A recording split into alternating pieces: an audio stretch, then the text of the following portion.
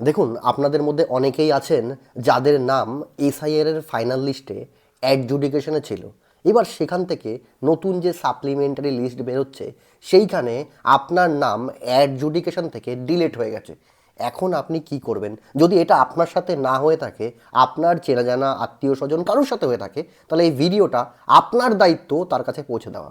তার কাছে যদি একটা মোবাইল থাকে, সে কিন্তু নিজের ফোন দিয়ে খুব সহজে এসআইআর এর নাম তোলার জন্য এক ট্রাইব্যুনালে একটা অ্যাপিল করতে পারবেন। কি করে করবেন? খুব সহজেই দেখা যাক কিভাবে আপনি অ্যাপিলটা করবেন। দেখুন, তার জন্য আপনি চলে যাবেন আপনার ফোনের গুগলে, এইখানে গিয়ে লিখবেন voter.eci.government.in। এই যে ওয়েবসাইটটা আছে এইখানটায় আপনি চলে আসবেন।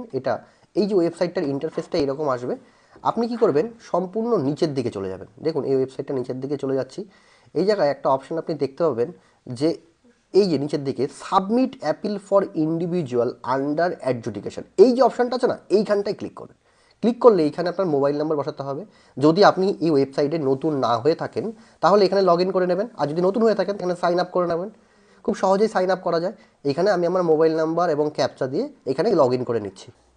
দেখুন, লগ ইন করতেই এই রকম ইন্টারফেস আসলো। এইবার আপনি আপনার ভোটার কার্ড নাম্বারটা এইখানটায় বসিয়ে দেবেন। আমি বসিয়ে দিলাম, দিয়ে সার্চ যে অপশানটা আছে এইখানে সার্চ করবেন। সার্চ করতেই আপনি দেখবেন এই রকম ইন্টারফেস আসবে। এইখানে আপনার পুরো নাম, আপনার মোবাইল নাম্বার, আপনার এপিক নম্বরটা এখানে বসিয়ে দেবেন।